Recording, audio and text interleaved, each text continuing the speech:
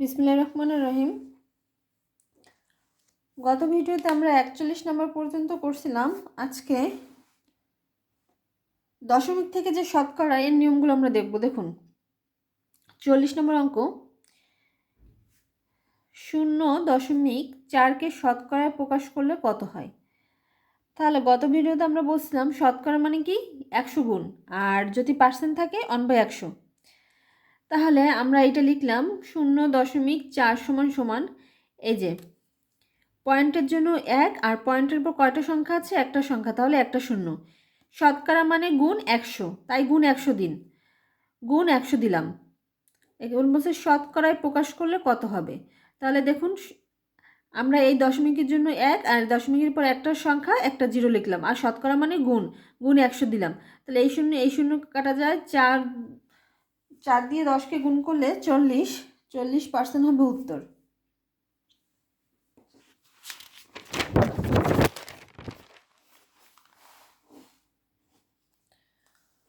পঁয়তাল্লিশ নম্বর, নিচের কোনটি 0.45 সমান, 0.45 সমান। তাহলে প্রশ্নে দেখুন আমাদের এই যে উত্তরগুলোয় কিন্তু অপশন পার্সেন্ট দেওয়া রয়েছে, আমাদের উত্তরে কিন্তু পার্সেন্ট দেওয়া রয়েছে। তাহলে আমাদের দেখুন সংখ্যাটা আছে হচ্ছে 0.45, গুণ বলছে পার্সেন্ট, তাহলে আমরা 100% দিলাম। এখন দেখুন এই যে দশমিক উঠাই দেব, দশমিকের জন্য 1 লিখলাম, দশমিকের পর দুইটা সংখ্যা, তাহলে দুইটা শূন্য লিখলাম, আর এটাকে পার্সেন্ট মানে 100 গুণ দিতে হবে, 100% লিখলাম আমরা। তাহলে এইটার আসতেছে কত, এই দেখুন এই শূন্য কাটা যাচ্ছে, এই শূন্য কাটা যাচ্ছে, থাকতেছে কত, এই যে শুধু 45 অকে 45%। যেহেতু উত্তর আমাদের পার্সেন্ট আছে, সেহেতু আমরা 100 গুণ দিব।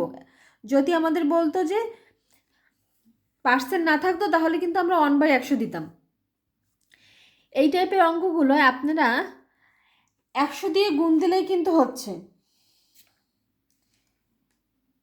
সব থেকে সহজ পদ্ধতি হলো যে সংখ্যাটি দেওয়া থাকবে তার সাথে 100 গুণ করে যা আসবে তাই উত্তর। ঠিক আছে, আমাদের এখানে পার্সেন্ট আছে তাই 100% দিলাম, তাহলে উত্তর হচ্ছে 45%। এবার দেখুন 47 নাম্বার, 1:5কে শতকরা প্রকাশ করলে কত হবে।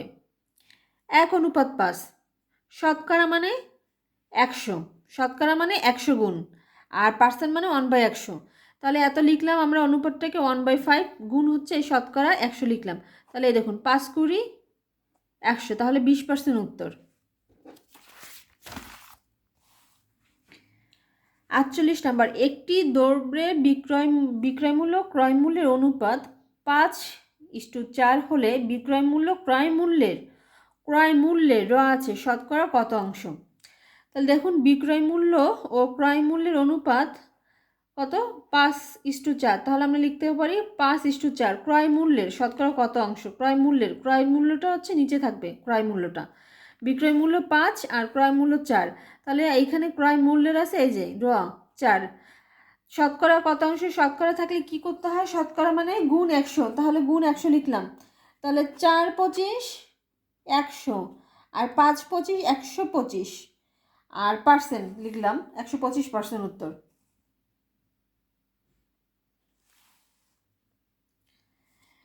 49 নম্বর, 3.3:5কে শতকরায় প্রকাশ করলে কত হয়। তাহলে শতকরা 100 দিয়ে গুণ দিলেই হচ্ছে 3/5 গুণ 100 সমান সমান 5 কুড়ি 100, আর 3 গুণ হচ্ছে 20, তাহলে 60% উত্তর।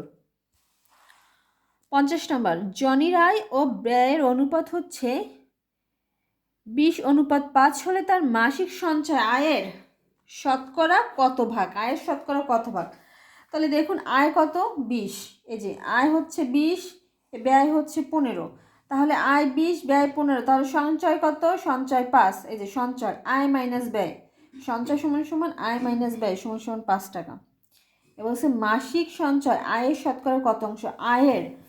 আয়টা তাহলে নিচে আয় কত আমাদের 20, আয়ের আছে এই যে আয়ের, তাহলে আয়টা হচ্ছে 20, তাহলে আয় হচ্ছে 20 নিচে, আর সঞ্চয় মাসিক সঞ্চয় যে সঞ্চয় কত 5, তাহলে 5 উপরে, আর গুণ হচ্ছে শতকরা কত ভাগ, গুণ হচ্ছে এই যে 100, শতকরা মানে 100 গুণ, আর পার্সেন্ট মানে 1/100।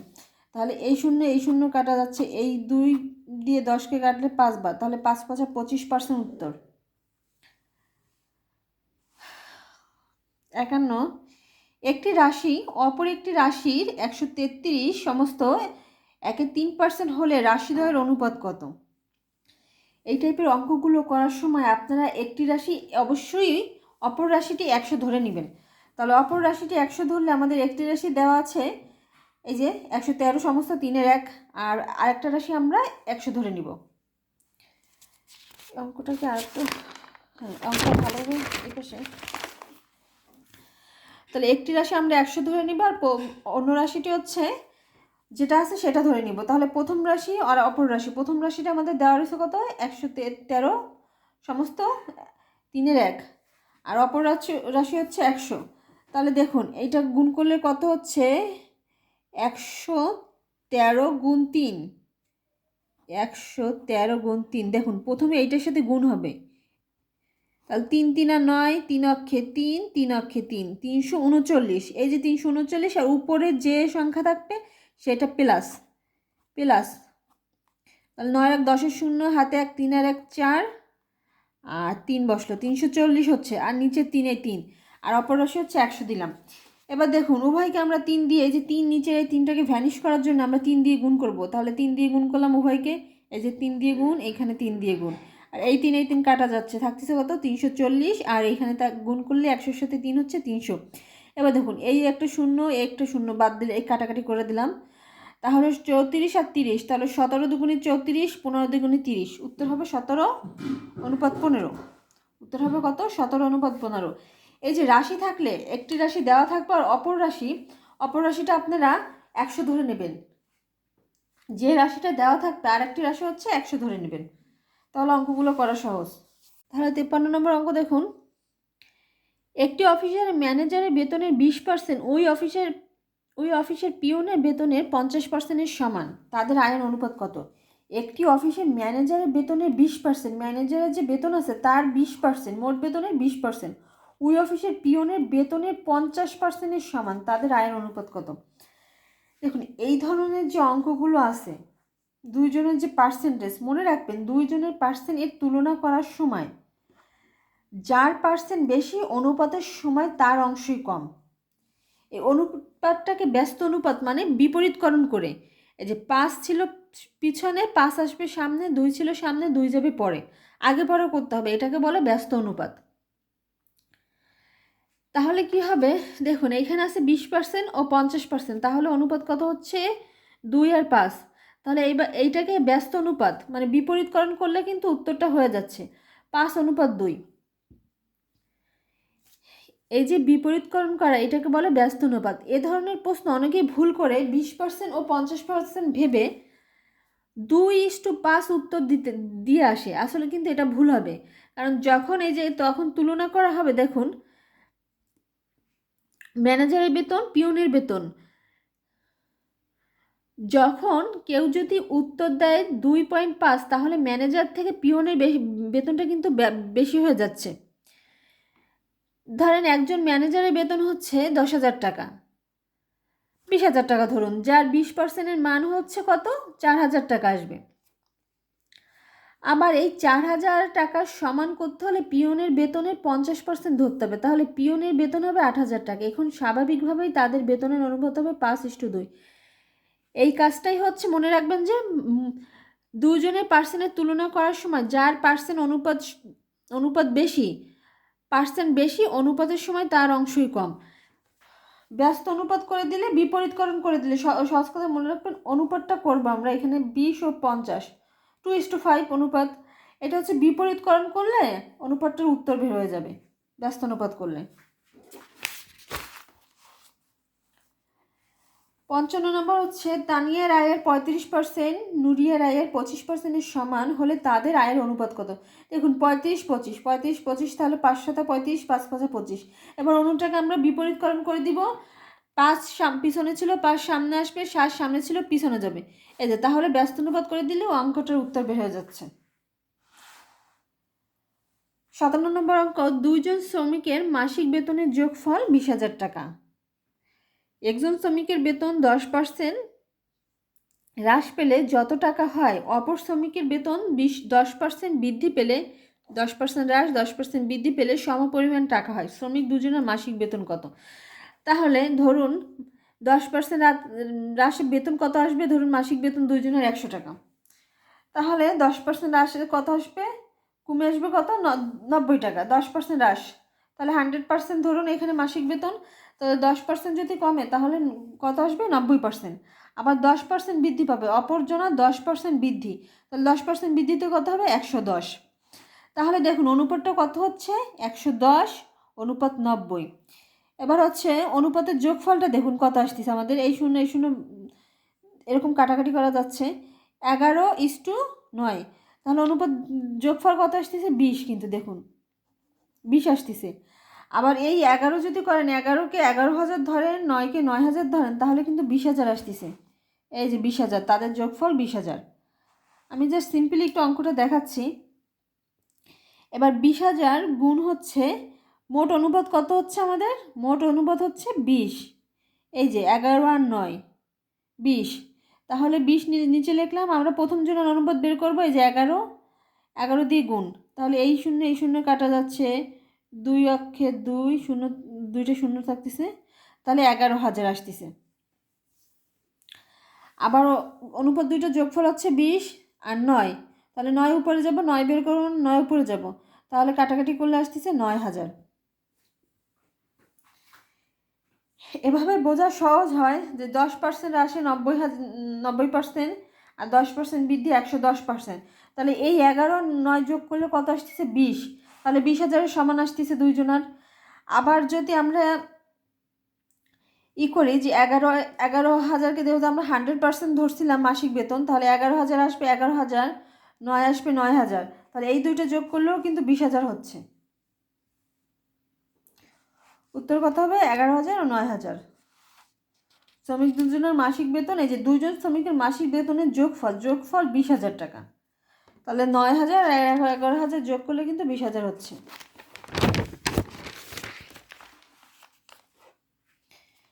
অঙ্কটা দেখুন, এই অঙ্কটা প্রায় পরীক্ষায় আসে।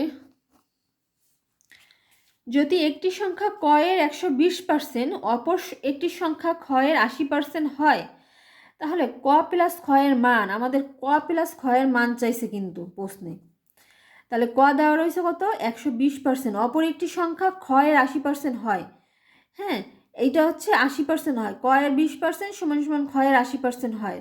তাহলে তাদের এত এর মান কত? এত এর মান কত আমাদের চাইছে। তাহলে ক এর 120 সমান সমান কত? পার্সেন্ট মানে 100 লিখলাম আমরা, 1/100, মানে 1/100। এখানে কিন্তু এই দেখুন 1/100 দিলেও কিন্তু গুণ করলে একই হচ্ছে 120। তাহলে একবারে লিখলাম আমরা 120/100, 80% সমান সমান 80 ভাগ হচ্ছে 100। তাহলে এবার আমরা 100 দিয়ে গুণ করি,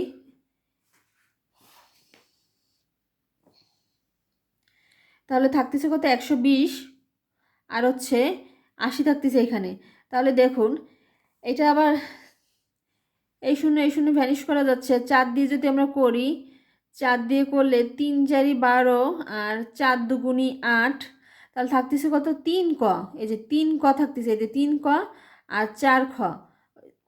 4 2 8, 2 দিয়ে কাটছি আমরা, 4 2, তাহলে 2 খ থাকতেছে, এই যে 0 0 3 4 12, 3 4 4 দিয়ে কাটতেছে, 3 4 12 আর 4 2 8, এই যে 2, তাহলে থাকতেছে কত? 3 ক আর 2 খ। তাহলে আমরা, আমাদের বলছে ক প্লাস খ, তাহলে আমরা এই যে 2 খটাকে এই সাইডে নিয়ে আসলাম, 3 কটাকে এই সাইডে নিয়ে আসলাম, তাহলে খ সমান সমান কত আসতেছে? খ সমান সমান এই যে থাকতেছে 2 এই সাইডে ছিল গুণ আকারে, এই সাইডে যাবে ভাগ আর 3/2। তাহলে এই 3/2, এই দেখুন 3/2, এটাকে যদি আমরা ভাগ করি তাহলে কত আসতেছে? 3। এই যে 2 অক্ষে 2 আর 1 যা থাকতেছে, আর পয়েন্ট দিয়ে একটা শূন্য আনবো, তাহলে 5 2 10। তাহলে দেখুন 1.5 হচ্ছে কিন্তু ক। এবার দেখুন এই ক্ষয়ের মান হচ্ছে কত? 1.5। আমরা খটাকে এই সাইডে আনলাম কেন? এবার বুঝতে পারছেন? ক্ষয়ের মান বের করবো, তাই আমরা এই সাইডে নিয়ে আসলাম এই খটাকে। এই খটাকে এই সাইডে আনার পর ক প্লাস খ সমান সমান দেখুন এই যে ক বসাই দিলাম আমরা, এই যে প্রশ্নে আছে কিন্তু ক প্লাস খ, আমরা সেইটার মান বের করবো এবার। ক প্লাস খ, এই কটাকে নিয়ে আসলাম আমরা, কারণ এখানে আছে ক প্লাস খ, এই জন্য ক প্লাস খ নিয়ে আসলাম। এই এই ক্ষয়ের মান কিন্তু এখানে বেরোইছে 1.5 ক, ক্ষয়ের মান এখানে বেরোইছে 1.5 ক। এবার আমাদের প্রশ্ন চাইছে কি ক প্লাস ক্ষয়ের মান কত, তাহলে আমরা লিখলাম ক প্লাস খ সমান সমান ক বসাই দিলাম, কর কোনো মান নেই আমাদের জানা, তাই ক বসাই দিলাম। প্লাস হচ্ছে ক্ষয়ের একটা মান জানি আমরা 1.5 ক, তাহলে লিখলাম ক প্লাস খ সমান সমান এটা কত হচ্ছে 1.5 ক, আর হচ্ছে এই এক, এই ক মানে এখানে এক, তাহলে 2.5 ক। আমরা ক বের করলাম কেন, খ তো বের করতে পারলাম, আমাদের এই দেখুন উত্তরে কিন্তু সবগুলোর ক আছে, এই জন্য আমরা এখানে চেঞ্জ করে খটাকে নিয়ে এসেছিলাম ক্ষয়ের মান বের করবো, এখানে শুধু কটাকে বের করার জন্য। ঠিক আছে, অঙ্কটা কিন্তু খুবই সহজ। প্রথমে কয়ের 120, ক্ষয়ের 80, তারপরে এই যে কাটাকাটি করলে 100 দ্বারা গুণ করলে থাকতেছে 120, আর এখানে 80 থাকতেছে 80 খ, তাহলে এইটা আবার কাটাকাটি করলে 3 4 12, আর এই 4 2 8 থাকতেছে 3 ক 2 ক, তাহলে ক এবার খ এই সাইডে নিয়ে আসলাম, 2 এই সাইডে ছিল গুণ আকারে 2 খ, আর এই সাইডে আসবে ভাগ আকারে, তাহলে ক্ষয়ের মান বেরোচ্ছে 1.5, এইটা কিন্তু এইখানেই 1.5। এবার আমাদের প্রশ্ন বলছে ক প্লাস ক্ষয়ের মান কত, তাহলে আমরা ক প্লাস খ লিখলাম, ক প্লাস কয়ের মান কিন্তু আমাদের জানা নেই, কোনোভাবেই জানা নেই, এখানে দেখুন কোনোভাবে কয়ের মান কিন্তু আমরা জানি না। ক্ষয়ের মান কিন্তু জানি, ক্ষয়ের মান 1.5, তাহলে কয়ের মান জানি না, ক বসালাম, এখানে আছে প্লাস চিহ্ন, এখানে প্লাস চিহ্ন বসালাম, ক্ষয়ের মান হচ্ছে 1.5 ক, তাহলে লিখলাম আমরা। এবার ক প্লাস খ যোগ করলে হচ্ছে, এই দুইটা যোগ করলে হচ্ছে 2.5 ক, এটাই উত্তর হবে।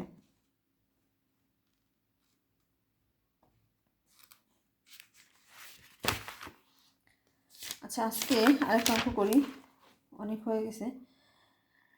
60 নম্বর অঙ্ক, এ ও বি দুইটি সংখ্যা, এর 5% এবং বি এর 4%-এর যোগফল, এর 6% ও বি এর 8%-এর যোগফলের, এই যে র আছে ফলের 3/2 অংশ হলে এ ও বির অনুপাত কত। দেখুন এ ও বি দুইটি সংখ্যা, এ ও বি দুইটি সংখ্যা, এ এর 5% এবং বি এর 5%-এর যোগফল, তাহলে লিখি এ এর 5%, বি এর 4%-এর যোগফল, তাহলে যোগফল বলছে আমাদের, তাহলে মাঝখানে যোগ চিহ্ন দিলাম, এই যে লিখলাম সমান সমান এ 6% ও বি এর 8%, এ 6% প্লাস হচ্ছে বি এর 8% এর যোগফলের, তাহলে যোগফল বলছে মাঝখানে এই যে যোগফল দিলাম, 2/3 অংশ র র যোগফলের র মানে গুণ, যোগফলের 2/3 অংশ, তাহলে গুণ 2/3 অংশ লিখলাম। এবার দেখুন 5%, পার্সেন্ট মানে 1/100, এই যে 5, এ মানে গুণ, এ মানে গুণ, এই যে এর মানে গুণ, এই লিখলাম 5 লিখলাম, পার্সেন্ট মানে 1/100,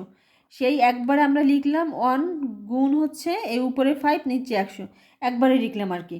তাহলে এইভাবে লিখবেন আপনার 6 মানে এই যে 100 প্লাস হচ্ছে দিলাম, আর 8/100 2/3, জাস্ট আমরা পার্সেন্টটাকে নিচে 100 লিখলাম।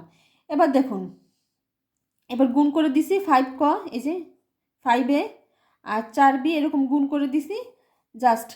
এবার হচ্ছে কি করলাম, এই যে 3 এই সাইডে কি আছে বলেন তো, ভাগ আকারে, আর এই সাইডে আসলে কি হবে গুণ আকারে, তাহলে 3টাকে এই সাইডে নিয়ে আসলাম, আর 2 থাকলো এই সাইডে, তাহলে দেখুন আমরা এবারে 100 দ্বারা গুণ করবো, 100 দ্বারা গুণ করলে 100 কিন্তু থাকতেছে না, তাহলে 5 ক থাকতেছে, 5 থাকতেছে, আর 4 থাকতেছে, গুণ 3 আছে, 3 এই সাইডে ছিল ভাগ আকারে, এই সাইডে আসলে গুণ আকারে, এই যে আর 6 সমান প্লাস হচ্ছে 8 গুণ 2, এবার আমরা গুণ করে দিলাম, 5 3 5 15, 15 আর 3 4 12, 12 6 2 12 আর 8 2 16 এবার দেখুন এগুলোকে এক সাইড আনলাম, 12 এই সাইডে ছিল প্লাস আকারে, এই সাইডে আসলে মাইনাস, 16 লিখলাম, 12 এই 12 এই সাইডে ছিল প্লাস আকারে, এই সাইডে এগুলো মাইনাস, তাহলে 15 থেকে 12 মাইনাস করলে 3a, 16 থেকে 12 মাইনাস করলে হচ্ছে 4b, তাহলে এ ভাগ বি, তাহলে যাচ্ছে এ এই সাইডে ছিল গুণ আকারে, এই সাইডে গেলে ভাগ, আর অনুপাত, তারপর অনুপাত আকারে লিখলে 4:3 হচ্ছে। দেখুন এই যে এ ভাগ হচ্ছে বি, এই যে বিটাকে নিয়ে আসলাম এই সাইডে, তাহলে থাকতেছে কত 4 ভাগ, এই যে 3 এই সাইডে ছিল, এই সাইডে আসলে গুণাকার হয়ে যাবে, 4/3, এ ভাগ বি 4/3, তাহলে অনুপাত আকারে সাজালে কত হচ্ছে এ অনুপাত বি সমান সমান 4:3, 4:3ই উঠবে উত্তর। ঠিক আছে, অঙ্কটা কিন্তু খুবই ইজি, এটা সাধারণত লিখিত পরীক্ষায় বেশি আসে।